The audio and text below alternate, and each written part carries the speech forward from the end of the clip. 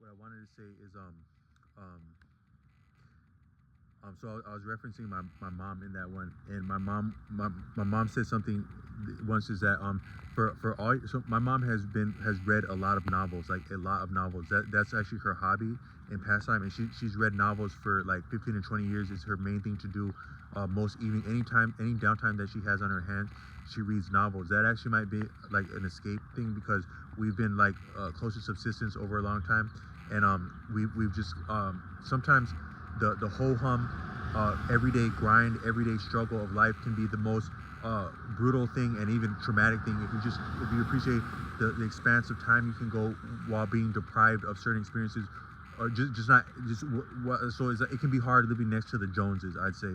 So we haven't been we've had what we needed, and we've actually had some strengths and blessings where I've amounted to some things like doing working as a professional school bus driver, serving a community as a PCA and homemaker, having a solid track record at some different jobs, going to school, learning some stuff, um, uh, um, uh, um, doing the YouTube channel and some of the guitar stuff recently.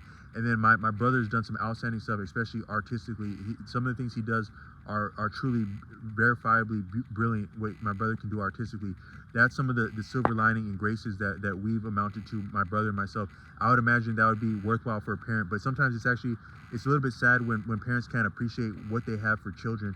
I don't mean to give myself a pat on the back, but if you appreciate what life can do to people and for people that's not beneficial, is actually, I would think that I wouldn't think that there's anything cooler than having a child that is healthy and is the best aspects of you, and they've amounted to something of happiness and competence in something as difficult in this life, and they can actually show receipts for development, like dean's list at college, different organizations that are like highly like organizations of honor, being recruited to organizations of honor. I'm not speaking about like arms bearing, but I'm just saying like well-to-do organizations of honor, or recognition of honor,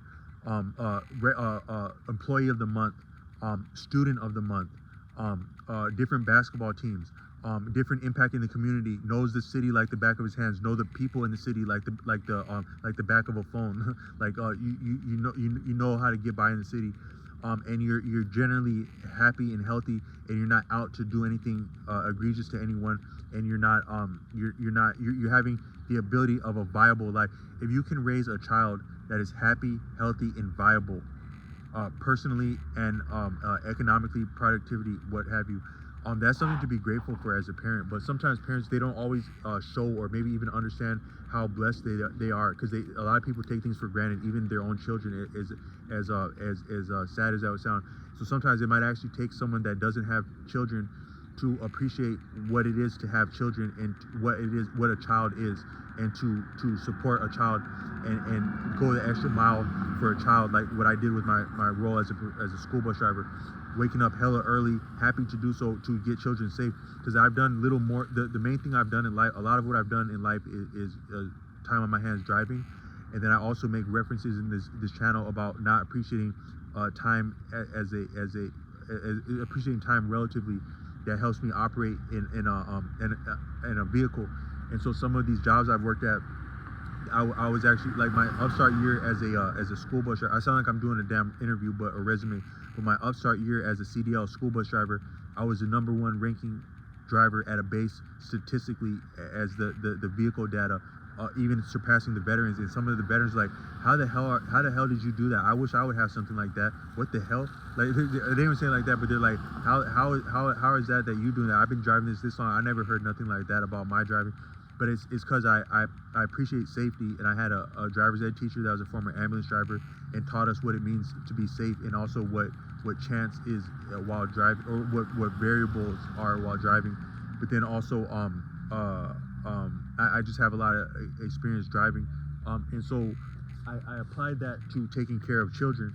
And you would think that would count for something, like as your parents would be happy for that, and they may or may not be. But sometimes you don't always get your flowers in this life. But all I meant to say is that so sometimes, but still, my parents have had to watch a lot of other people, even my relatives and whatnot, live the lifestyle of the Joneses, and you see all day long people are living the Joneses, and by contrast, a lot of people might have a lot of stuff going on that my brother and I might not. So that can be difficult for a parent, and so for my mom, it was a lot of books like that, like novels. But she just simply does love reading because she loves language. So my mother, she's from a well-to-do background, not well-to-do, but she's from like a stable background.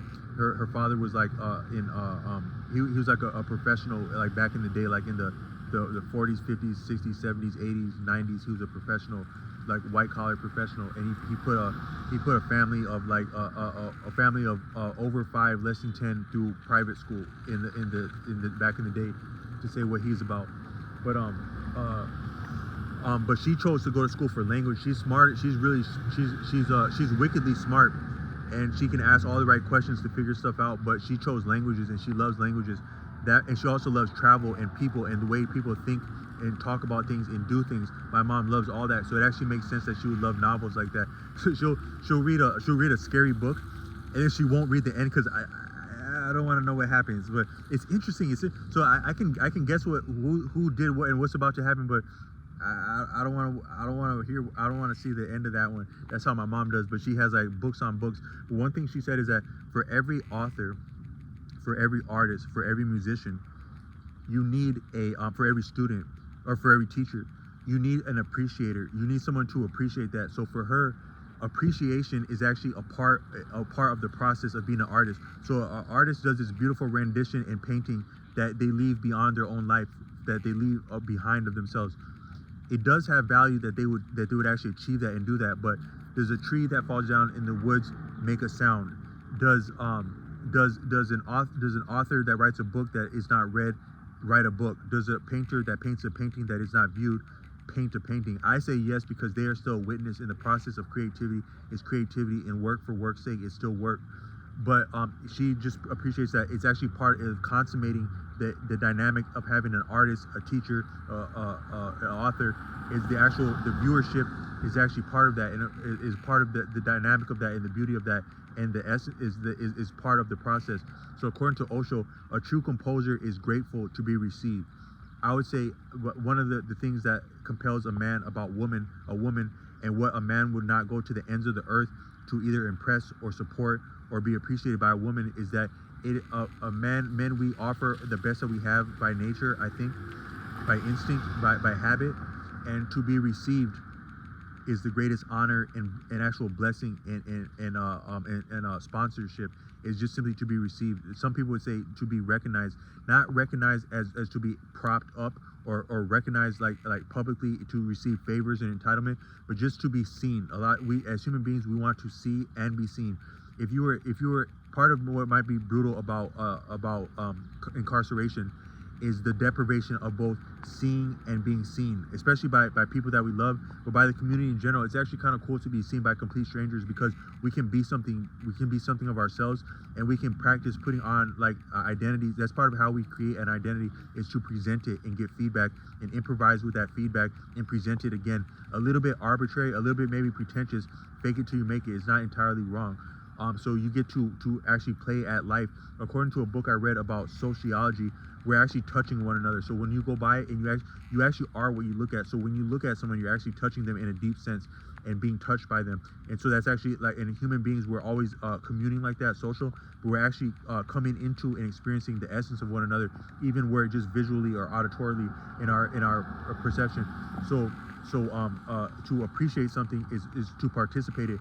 And I've said that, to my understanding, taste is the greater part of creativity, writing, and even like composing in music. Just taste in music would be the greater part of creativity, because when you're writing something, you're more so doing what seems or sounds or looks cool.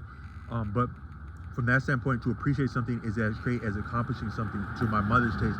And so here's goal one. So to predict what's called future events to the T, do nothing and appreciate that things exist as cycles, yet nothing is limited, even cycles, and nothing is defined in the ultimate sense, yet things are within cycles, and you can appreciate future in that sense. For ceaseless motion would be the same.